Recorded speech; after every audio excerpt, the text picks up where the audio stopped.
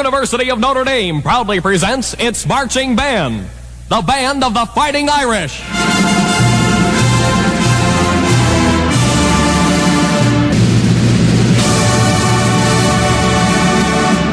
It's my great pleasure to welcome on the line Len Clark, live from the United States. Len, December 29 is the day in question.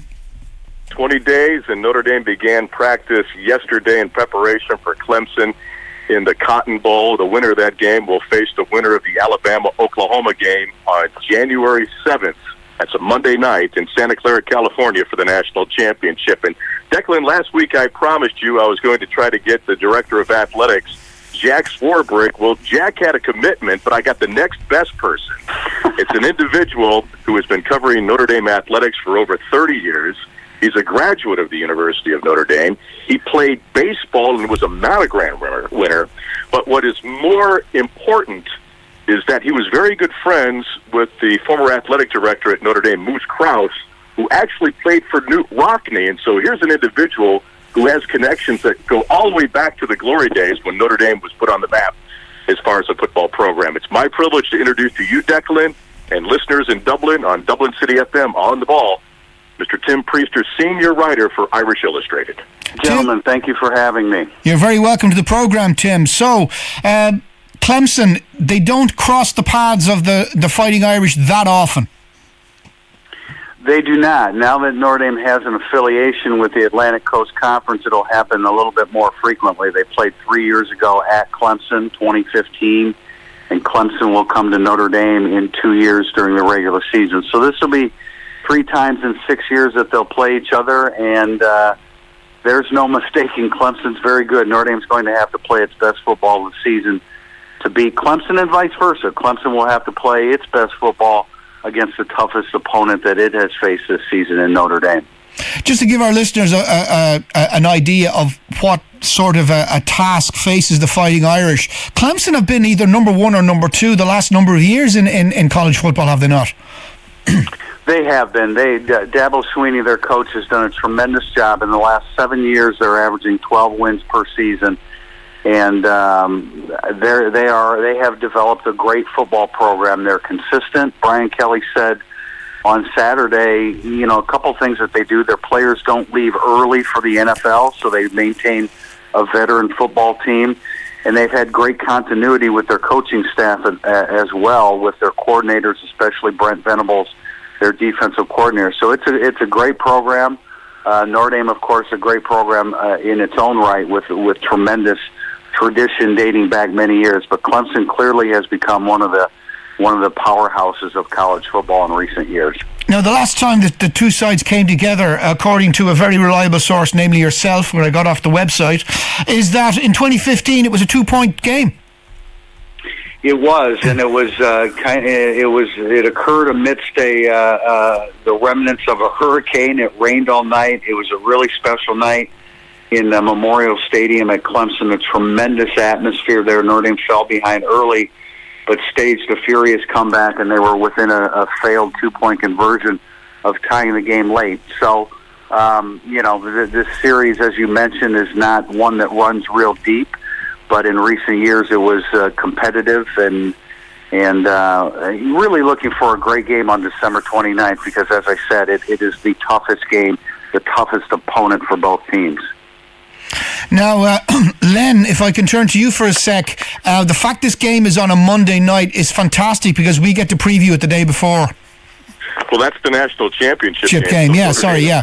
Beat Clemson on that Saturday. They played the early game, and then Alabama and Oklahoma played later. But as Tim said, with Notre Dame, it's the next game. That's the focus right now. And then if they win, then you can concentrate on the winner of the Alabama-Oklahoma game. But yesterday, Brian Kelly had a press conference. It was the first practice since the USC game where we had a chance to talk with Notre Dame head coach Brian Kelly. Next Saturday, the media will have an opportunity to talk to the players. But right now, Declan, the players are going into finals. And so once they get finals out of the way, then they can concentrate on football. And as Brian Kelly said yesterday, it's like going back to spring football, or even when they were starting the fall campaign at the Calder Military's Academy. And, Tim, that's really when we saw the specialness of this team this year, is when they were at Culver. We thought it would be the offense that we were talking about, but it was really the defensive line that we said, wow, this is what's going to make this a good football team this year. Yeah, that defensive line has given Notre Dame a pass rush that we haven't seen in quite some time. Even if you go back 6 years when Notre Dame played for the national title against Alabama, there were pros on that, NFL-level players on that defensive line, but this one can really get after the quarterback, and that's always key. When you can put pressure on the quarterback, you make things easier for your defensive secondary to play the ball.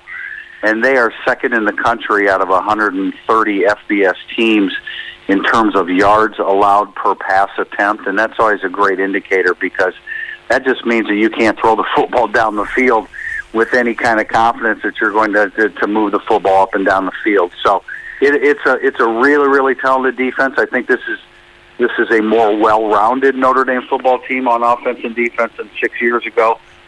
Certainly the 2012 team limited opponents scoring even less than this one has. But I think Notre Dame they have a excellent chance against Clemson. They can't count on Clemson playing a poor game because Clemson is so accustomed to participating in the playoffs. This is their fourth straight year in their sixth playoff game, and they won a national title 2 years ago. And Declan, we've talked all season long how tough it was to be one of the top four teams, and so you have to really sit back and really relax and enjoy the moment because Notre Dame has not been in the situation since 2012 when they did play for the national championship. But then you have to go back to the year 1988, the last time that Notre Dame won a national championship, and Tim Prister was there. No, I did not know New Rockne, but I did know Moose Krause, and Moose was a great man. There's a sculpture on campus of him that I always make sure when I'm in that vicinity I stop by and say hello hi to Moose because he was a great man and one that represented Notre Dame very well. The '88 national championship was pretty special. That was a great, dominant football team in all aspects.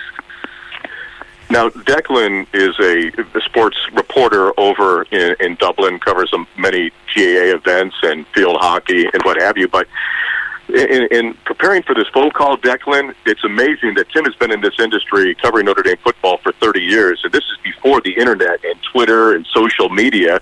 And so I imagine you guys can compare some notes to say how it's kind of changed over the years, especially when you're covering a big venue like a national championship or a GAA final or a field hockey championship.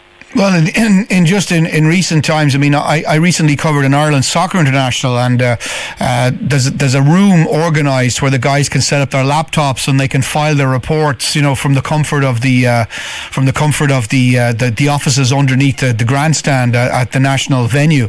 I mean, it used to be they had to go to a coin box and phone in their copy, and a copy taker in a newspaper would be typing up their content over the telephone. So it's certainly come on in leaps and bounds. And like the year I'm talking about would have been in and around the early 80s.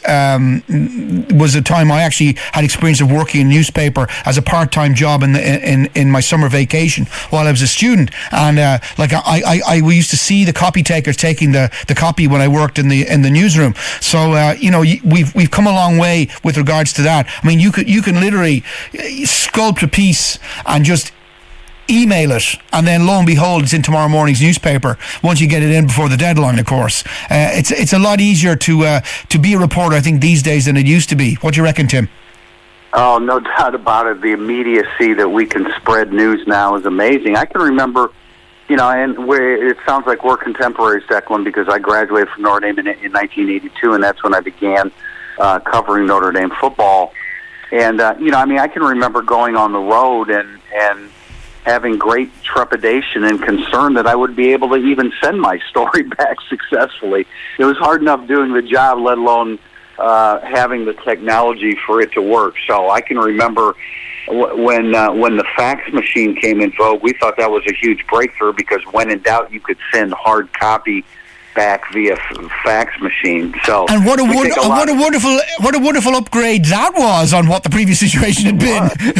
Right, absolutely. I was thrilled because I knew, okay, bottom line, I could still take a typewriter with me and type it out and send it via fax if I had difficulty transmitting my story via the phone lines. And then when they invented the scanner, they could scan the fax into the paper if they had to. Right.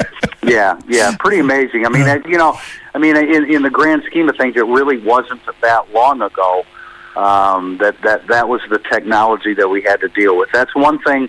When I go on the road anymore, I don't worry about that. I just worry about covering the game and making sure that I have all the facts straight before I send them back.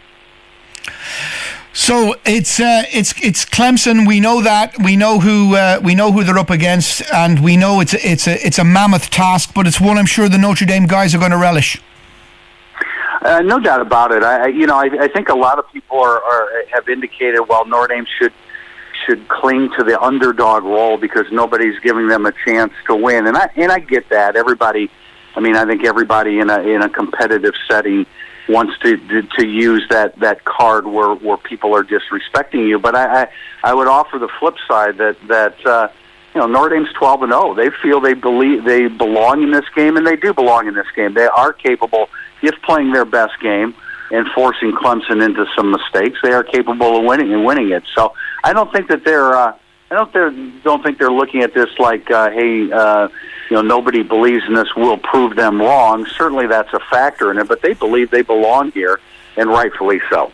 Are there any key? I think it gives them just a little bit of an impetus to win that ball game, Declan, and that's really the mindset right now of the Notre Dame players, is that they have something to prove that they are the number one team in the country.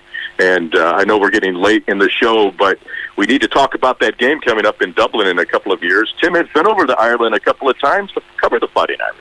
I have, and what a tremendous experience. 2012, when Notre Dame last played in the national championship, they opened the season in Dublin. It's Aziza? Is it Aziza? The Aviva Stadium, yeah, the Aviva. Right.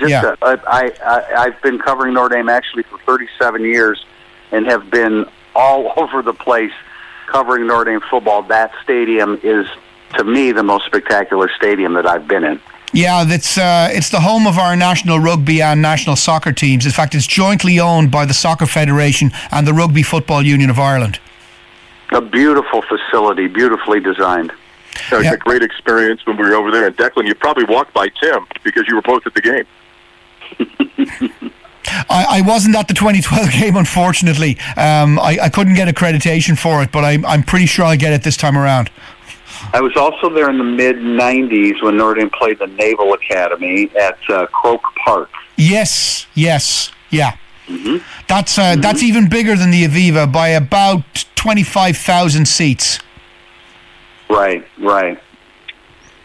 I don't know if it was complete when you actually visited, because they were undergoing a major overhaul in the 90s, and I think it was only completed in the early 90s, so it might have had a reduced capacity for that game, but it would have been big enough for an American football crowd, because I think they had 45,000 in the Aviva for that game. Yeah, Notre Dame fans relish the opportunity to go to Dublin and see their football team play. It's a great experience. I know a lot of people are excited this being announced well ahead of time. We're already seeing TV commercials promoting taking part in the trip over there. So something for us to really look forward to again. It's great to have that. Sorry to cut across you there. It's great to have that rapport established right now with Dublin City FM, because it gives a little synergy between Irish Illustrated, myself, and Dublin City FM to do something really unique, because, Tim, there's a growing population of American football fans. There's a big Notre Dame presence, as you well know, but as Declan has been informing me, they're even playing football over there, and this is going to be bigger and better than it was in 2012 or even 2018 when Boston College and Georgia Tech played over there. Yeah, that's or 2016. Fantastic. Yeah, that's fantastic, and I think everybody at Notre Dame realized back in the mid-'90s that when they made that trip there to play the Naval Academy, that was probably the start of something really big. And the influx of the the United States game of football, I think everybody realized that would help the sport take off in terms of viewership and followership from there. Yeah, each year in August, the two championship sides in this country play off for a thing called the Shamrock Bowl, and it's an all Ireland competition. So you've teams from Belfast, from Cork, and Dublin, and other parts of the country. And we had a team from Waterford, which is a city about 100 miles to the south east of Dublin, who've been in the top division off and on for a number of years. So yeah, the game is spreading, and we've been watching it on TV since the early 80s, back in the days of Steve Young and the 49ers and Jim McMahon and the Bears. We've been watching it on thanks to a British TV channel that was showing it. We've been watching it since the early 80s. Yeah, fantastic. Great opportunity. We're all looking forward to it once again. And it's great that we established a rapport, but if individuals listening on the ball want to get further information about what's happening with Notre Dame as they prepare for the game, Tim Prister on Irish Illustrated also does a podcast in addition to writing for the website. So, Tim, can you give some information on how individuals can learn a bit more about your organization? Well, yeah, I mean, illustrated.com is our publication on site. I've been involved with that. I'm one of the owners of that site. I've been involved since 2005. I haven't been in print. It's all online. I haven't been in print in 13 years as we change, speaking of technology and changing with the times of technology. Our podcast, which is the Irish Illustrated Insider, can be found on iTunes. I don't know that I have anything more specific with regard to finding that, but if you go to irishillustrated.com, I think we can safely say, Len, I think you can back this up, and nobody covers Notre Dame football as thoroughly as we do. No, that's why I said after getting the invitation out to Jack Swarbrick, that the next person who understands the tradition and the potential and really is the biggest ambassador for the University of Evansville, or I should say the University of Notre Dame, is Tim Prister, Declan. So I wanted to get him on the show to introduce him to, I know a lot of the Notre Dame individuals who are living over in Dublin and a lot of the students who are studying over there. So this has just been a great ride for us this year. And as you said, Declan, everybody's going to be able to have the opportunity to really get that sense of what the championship game is going to be like. But as we said, we have to get by the Clemson Tigers first, and that is in 20 days on Saturday, December 29th, down in Dallas. Well, Len, Tim, thank you so much for joining me. We're going to have to knock this on the head because the clock on the wall says it's time to go. Thank you so much, guys, for talking to me. And Len, I'll talk to you next week. Have a great week. And that Thank you, Declan. And that brings our Notre Dame segment to a close.